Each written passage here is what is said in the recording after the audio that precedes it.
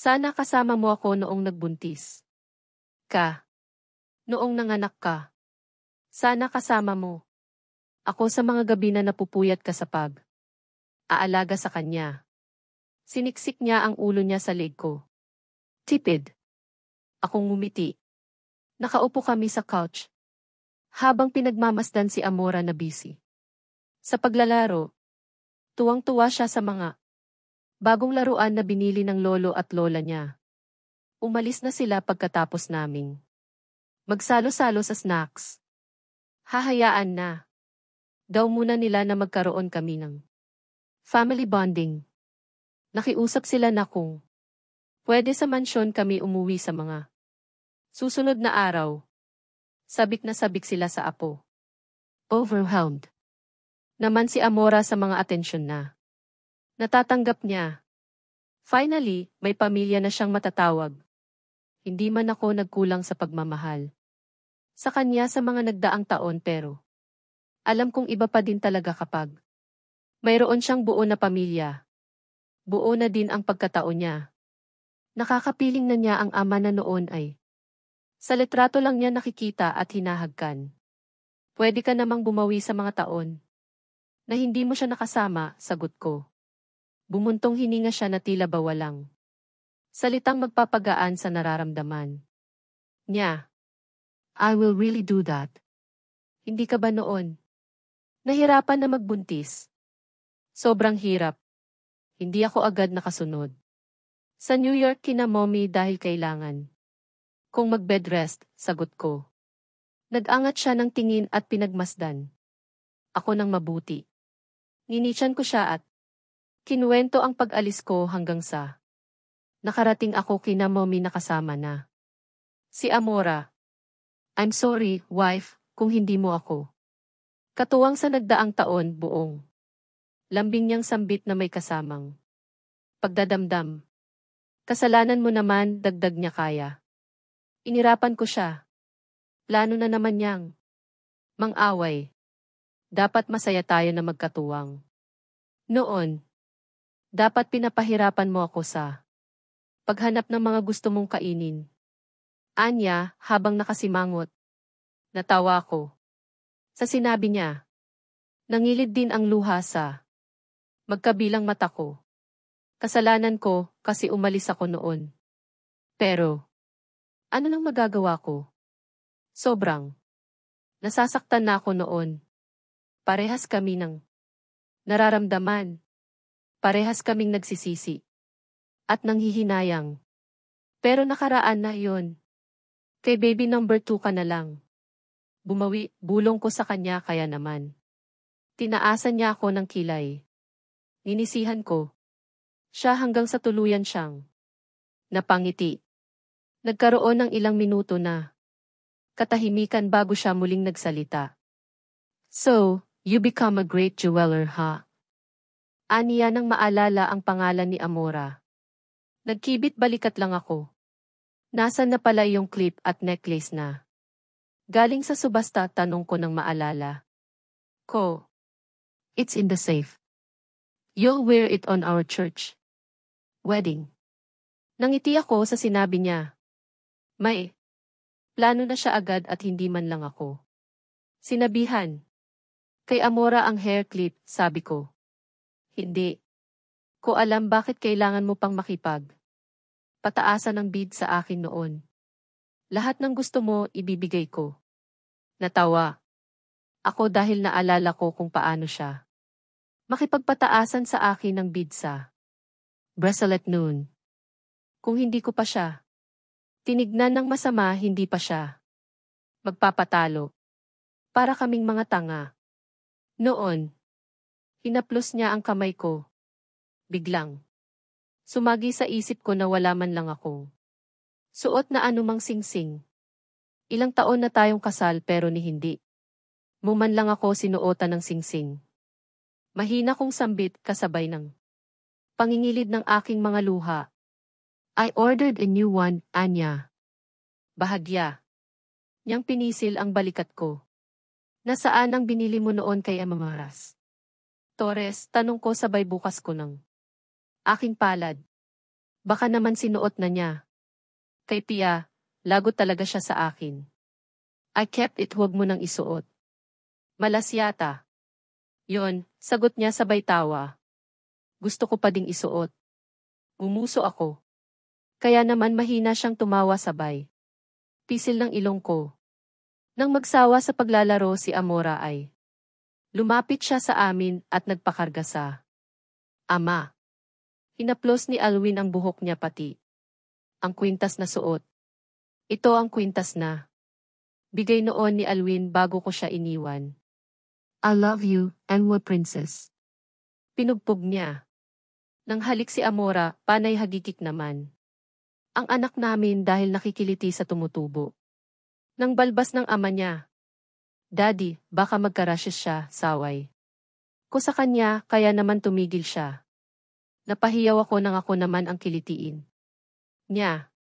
Tama na, isa saway ko pero patuloy pa. Din siya sa pagkiliti sa akin.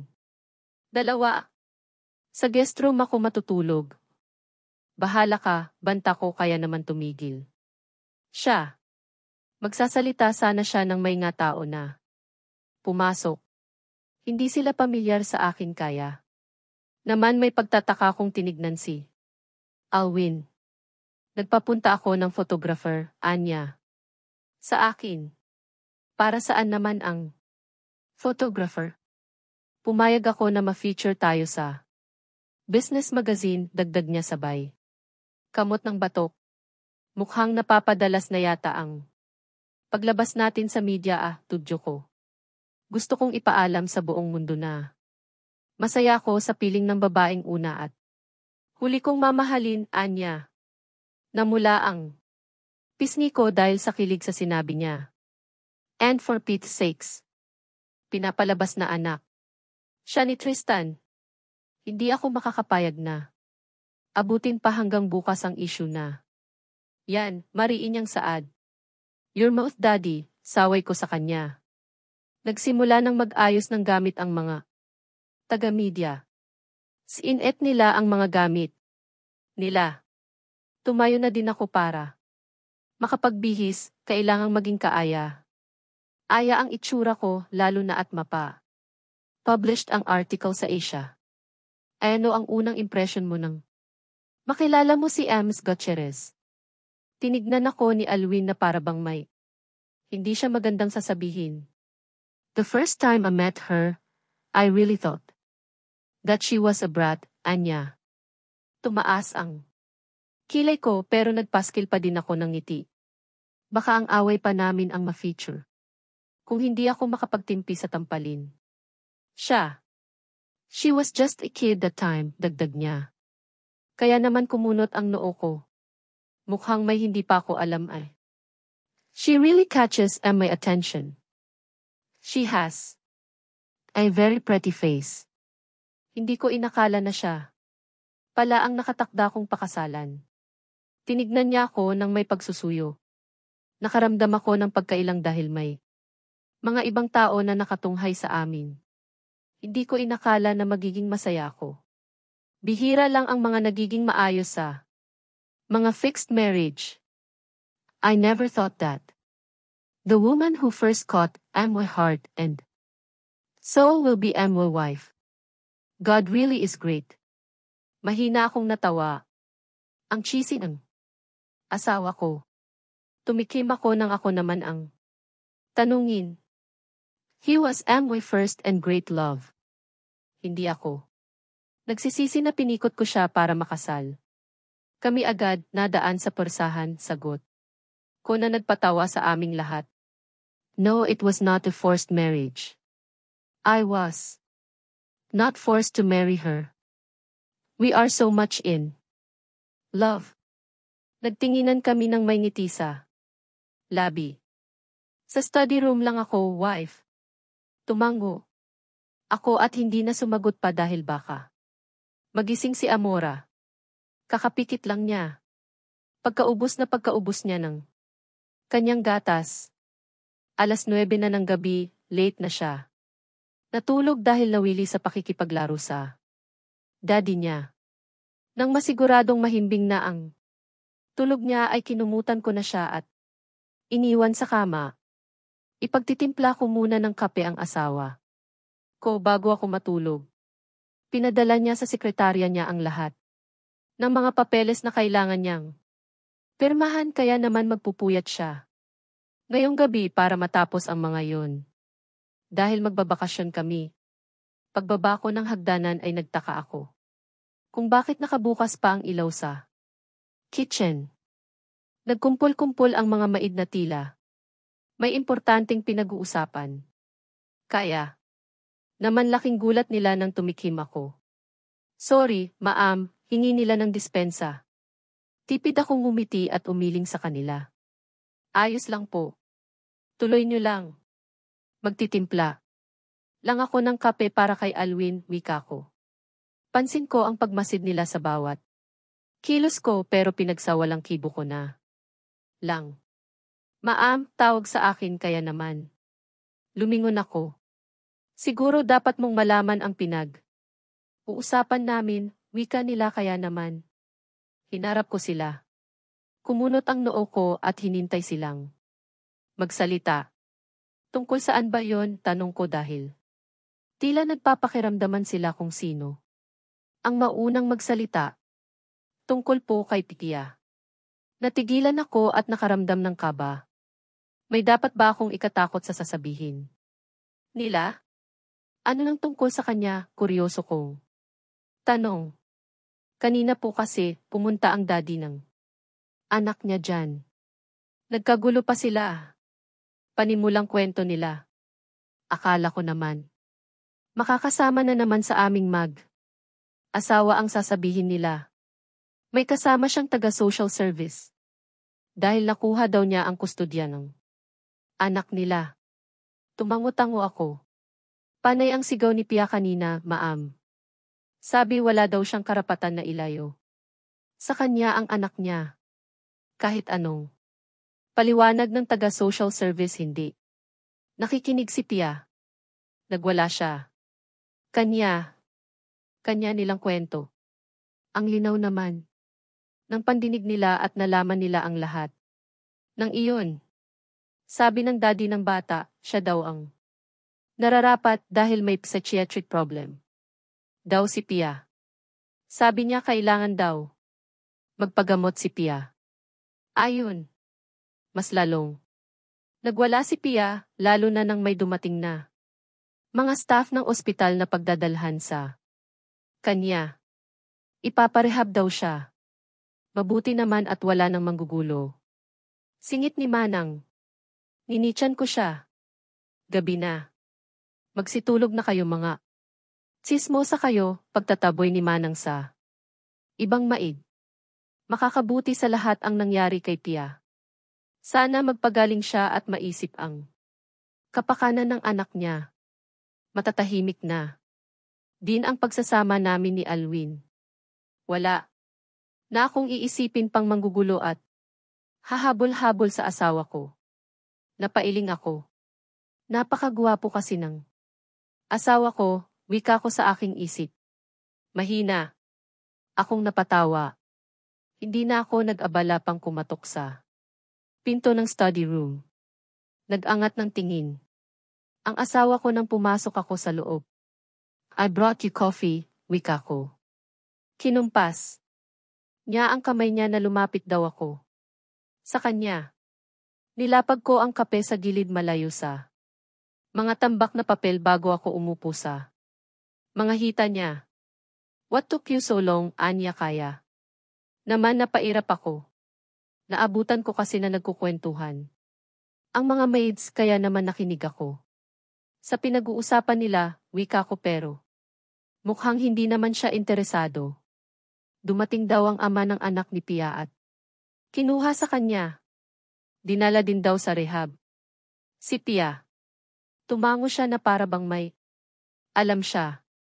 Pinahanap ko ang ama ng anak niya. I'm glad he did the right thing, Anya.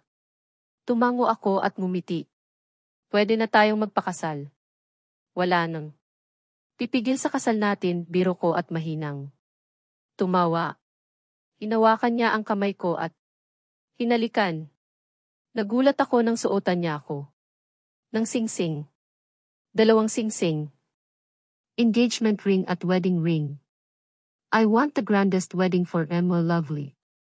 Wife. A simple wedding is fine for me. Pinagmasdan ko ang daliri kong may suot. Na mga singsing. Totoong misis. Montenegro na ako. Pinulupot niya ang kanyang mga braso sa aking tiyan. No, I want a royal wedding dame, Anya. You deserve the grandest wedding.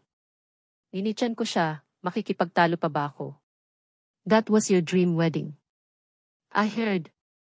You and your cousins talking about it. Ha? Wala akong maalala. Kailan mo ako? Unang nakita. Bakit parang matagal na? Niya akong kilala. We were young back then. In a party. At the garden. Narinig ko kayo na uusap. Napaisip ako. Oh, I remember. Ikaw ha? Matagal ka na. Palang patay na patay sa akin, biro ko sa kanya. I can't get you off my mind since then. Tipid siyang ngumiti, binuksan ang mini drawer at may nilabas na picture frame. This is me, mangha kong wika habang nakatingin sa litrato ko. Tinignan ko siya. Nang seryoso. Stalker ba kita, hubby? Nagtawanan. Kami. Si Almira ang kumuha niyan. Masama. Ang loob ko that time. Tuwing nakikita na. Lang kita lagi dyan na lang may mga kadate. Yeh, date with Amway cousins, mahina. Kung sagot sa kamuling tinignan ang picture ko. Bago ako na aksidente. Nakita ko ang mga pinsan mo. Nagpakilala sila sa akin. Doon din nalinawan ang isip ko. I thought, you were a playgirl. Sinimangutan ko siya. Ang sama ng tingin mo sa akin. Ikaw nga. Diyan ang babaero. I was faithful, depensa niya. Huwag ako, Montenegro. Sumimangot. Siya. Mukha na naman siyang pikon.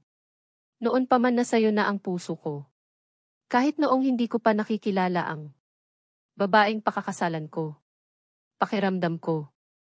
Nagtataksil na ako sa kanya dahil ikaw. Ang laman ng puso at isip ko. Kinilig ako. Sa sinabi niya kaya naman malapad ako. Nangiti. Masaya akong malaman na ako ang first love mo. Siguro kung may past talaga. Kayo ni Pia, hindi ko masasabi na buo pa. Kitang matatanggap at mamahalin. Naluluha ako pero sinikap kong umiti. Bumuntong hininga siya. We don't have a past. Trust me. Mula noon at habang nabubuhay ako, ikaw ang nagmamay-ari. Ng puso ko, masuyo at madamdamin. Niyang wika. Bahagya niya akong hinarap sa kanya at pinatakan ng halik. Hanggang ang halik niya ay naging mapusok at maalab. Madami ka pang pipirmahan, paalala ko. Sa kanya. It can wait. My friend is already hard. Bulong niya at bahagyang kinagat ang tenga ko. Dito talaga, tanong ko. Kahit pa nakatayo, pwedeng-pwede. Aniya at mahinang tumawa. Sinimulan niya akong halikan sa aking leg papunta sa aking balikat. Panaka. Nakadin niya itong dinidilaan na siyang nagpataas ng balahibo ko. Napaliyad ako ng marahan. Niyang masahiin ang dibdib ko hanggang sa nahanap ng kanyang daliri ang aking N. Plus. Oh. Hubby, paanas kong sambit. Naramdaman ko din ang isa niyang kamay. Nagumagapang papunta sa aking tiyan. Pababa ng aking puson. Ginalaw ko ang aking balakang. Naramdaman ko ang kanyang katigasan. Nanaupuan ko. Napamura siya sa ginawa ko kaya naman. Inulit ko ulit ang pagiling ng aking balakang. Nadadarang na ako sa ginagawa niya. I feel the urge to kiss and touch him too. Kaya naman tumayo ako at umupo. paharap sa kanya. Hinalikan ko siya ng maalab. Parehas. Naming hinahaplos ng isa't isa hanggang sa mahubad namin ang mga kasuotan namin. I felt his fingers playing on my nipples. Dinilaan at bahagya ko. Sinipsip ang leg niya. Fuck, mura niya. Shit, napamura ako.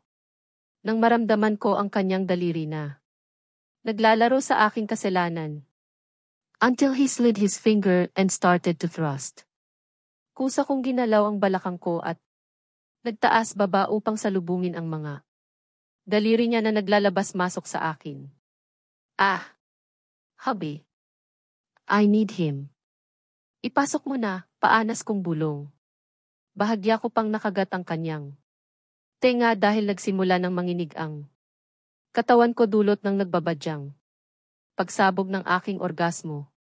Hinugot niya ang kanyang daliri, bahagya niyang inangat ang katawan ko hanggang sa maramdaman ko ang dulo ng kanyang pagkalalaki. Hinila niya ako pababa. Ramdam na. Ramdam ko ang hapdi at sarap dahil sa pagkakapuno at sagad ng kanyang alaga. Sa loob ko. Ride me hard, wife, nahihirapan niyang sambit. Humawak ako sa kanyang balikat. Gumagalaw ang swivel chair pero hindi ko napinansin pa. Nagsimula akong gumalaw, malakas, marahas at sabik na sabik. Napuno ng aming halinghing at ungol. Buong silid. Ang kamay niya ay nakahawak sa aking balakang habang tinutulungan akong magtaas baba at maglabas-masok sa kanyang kahabaan. Oh, it feels so good, ungol niya. Mas. Binilisan ko pa ang galaw ko dahil sa pamumuo sa aking puson. IMC.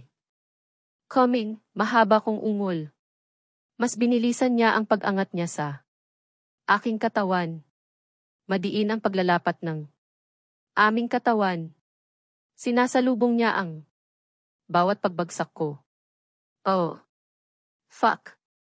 Ilang pag-angat at pagbagsak. Panang katawan ko hanggang sa parehas na kaming nakarating sa rurok. You're so hot, bulong niya sa tenga ko nang matapos kami. Yutuo, sagot ko at mahinang tumawa. Round number 2, in the bathroom. Mapang-akit niyang bulong. Tumawa ako. At muli siyang hinalikan. And next chapter ay wakas na po. Wala na akong mapiga sa brains ko. Kailangan ko nang tapusin at naiinip na si Jethro. Maraming salamat sa inyo, guys. Noong una ko siyang nakita, nakakainis man ang pagiging maldita niya pero naagaw niya agad ang atensyon ko. I envy her for having the courage to fight for what she wanted. Kaya niyang ipaglaban ang taong mahal niya. Kaya niyang sirain ang kasunduan ng pagpapakasal para makasama ang lalaking mahal niya. How I wish I can do the same thing. And how I wish I was the guy who will caught her heart and the man whom she will marry. Maswerte ang lalaking mamahalin at pakakasalan niya. And I am that lucky man. Hindi naging maganda ang simula namin. Punong-puno ng hindi pagkakaunawaan. Kulang sa tiwala at kulang sa komunikasyon. I have hurt her so much at hanggang ngayon ay pinagsisisihan ko pa din yun. Now that she is back and has given me chance, I will make sure that every day and every moment we spend together will be memorable and worth remembering as we get older. Magiging masaya siya sa pagsasama namin. I will never hurt her again and make her siyawa. If she'll tears, it was tears of joy. Magiging masaya kami at bubuo ng malaking pamilya. I am sure that there will be times that we'll fight and argue, but it will never lead us to end our marriage. We'll talk about our misunderstandings and settle things immediately. Hindi ako makakapayag na mawala na. Naman siya sa akin. Wala nang makakapaghiwalay pa sa amin. I will love her until eternity. And today, I stood here in the altar with so much bliss in my heart, waiting for my bride to walk down the aisle and tie the knot with me. Together we will be united. And blessed be our God. Kasal na kami pero deserve niya ang may kasal sa simbahan. Gusto kong mabasbasan ng Diyos ang aming pagsasama. Dahil naniniwala ako na ang pinagsama ng Diyos ay kailanman hindi mapaghihiwalay. Congrats, Jude. Tinapik ako sa balikat ni Adrian. Finally, nakipag-fist bomb ako kay Aki. Welcome to Marriage World, bati din ng iba ko pang mga kaibigan. Jude, this is our friend's wedding and not yours. Can you at least put on a smile? Puna ni Aki kay Jethro. Natawa naman kami. Ni Adrian sabay baling kay Jethro na. Seryoso lang. Alam namin na may trauma ka na sa kasalan, pero can you at least be happy? For our friend, dagdag ni Aki at mahinang natawa. Fuck you, mahina pero madiin na mura. Ni Jethro. Throwback ba, pambubuyo din ni Adrian. Kaya naman mas lalo pang nalukot ang mukha ng kaibigan namin. Guys, mag-start na, anunsyo ng wedding coordinator, kaya naman umayos na kami. Nang tayo at tinuon ko ang tingin sa saradong pinto ng simbahan. Nakailang buntong hininga ko nang makaramdam ako ng kaba. This is so gay. Natapos ang processional march na halos wala ako sa sarili dahil sa kaba. The church main door closes again for the entrance of Emwa bride. The wedding band began to play the song Pauline has chosen. When the church main door opened, the wedding coordinator gave me the signal to start to walk. Bumuntong hininga ako at tinignan ang mahabang aisil na lalakaran ko hanggang makarating ako sa altar. Hindi namin sinunod ang tradisyonal na march na kung saan hinahatid ng magulang ang anak sa altar. Mag-isa lang ako maglalakad sa aislikaya. Naman nakadagdag sa kabana. Nararamdaman ko ngayon. As the seasons go circling and the highway grows narrow. Naisip ko ang lahat ng pinagdaanan namin. Ni Alwin. Mula sa unang beses ko siyang nakita. Agad akong nahulog sa kanya. I didn't expect it, but I am happy that fate has played its fair part for me. I felt loved. First time I laid my eyes on him. There's a promise I made you. On the first day of spring. To have and to hold this gold wedding ring. I did the most stupid things just to have him. It was so hard for me to give up being single at an early age.